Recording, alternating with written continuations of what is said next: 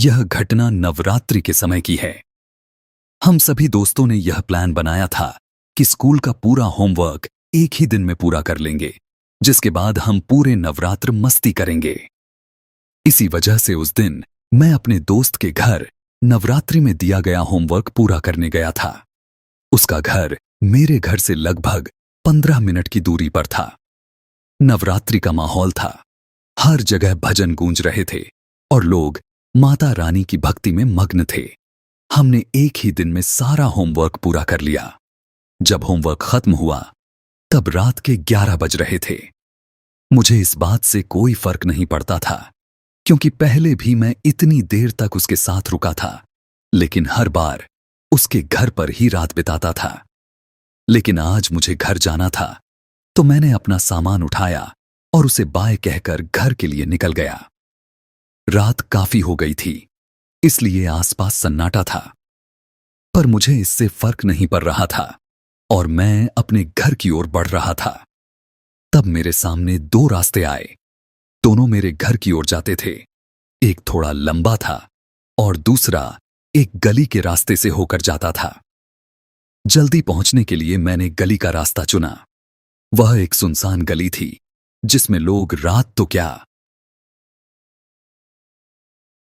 सुबह भी मुश्किल से जाते थे। लेकिन वह रास्ता छोटा था, इसलिए मैंने वही चुना। गली में ज्यादा रोशनी नहीं थी, जिससे वहां थोड़ा अंधेरा था, लेकिन फिर भी मैं आगे बढ़ रहा था। कुछ दूर चलने के बाद मैंने देखा कि मेरे सामने कोई खड़ा है। उसकी परछाई धुंधली थी और वह एक कोने पर खड़ा होकर मेरी ओर देख रहा था। वह जो भी था काफी लंबा था और उसके सिर पर दो बड़े सींग नजर आ रहे थे। उसे देखते ही मेरे कदम थम गए और शरीर डर से कांपने लगा।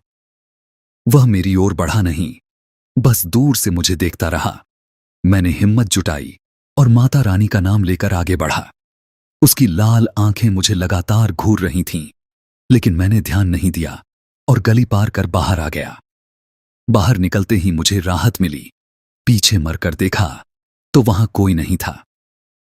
जल्दी से मैं घर पहुंच गया और अपने कमरे में जाकर सो गया। मुझे समझ नहीं आया कि वह क्या था, लेकिन घर पहुंचने पर मैंने देखा कि मेरे गले में मां दुर्गा का रक्षा कवच था। शायद इसीलिए वो शैतान मेरे पास नहीं आ पा रहा था। मुझे अपनी दादी की बात याद आई कि त्योहारों पर अच्छी शक्तियों के साथ साथ बुरी शक्तियां भी इस दुनिया में भटकती हैं, जो रात के समय अधिक सक्रिय होती हैं। इसलिए हमें इनसे बचकर रहना चाहिए और सुनसान जगहों पर जाने से बचना चाहिए। यह बात मैंने अपने घर में किसी को भी नहीं बताई, क्योंकि मैं नहीं चाहता कि सब मेरी वजह से चिंता करे।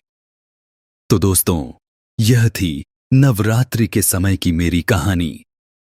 आपकी प्रतिक्रिया का इंतजार रहेगा। सो आई होप गाइज, आपको यह हॉरर स्टोरी अच्छी लगी होगी।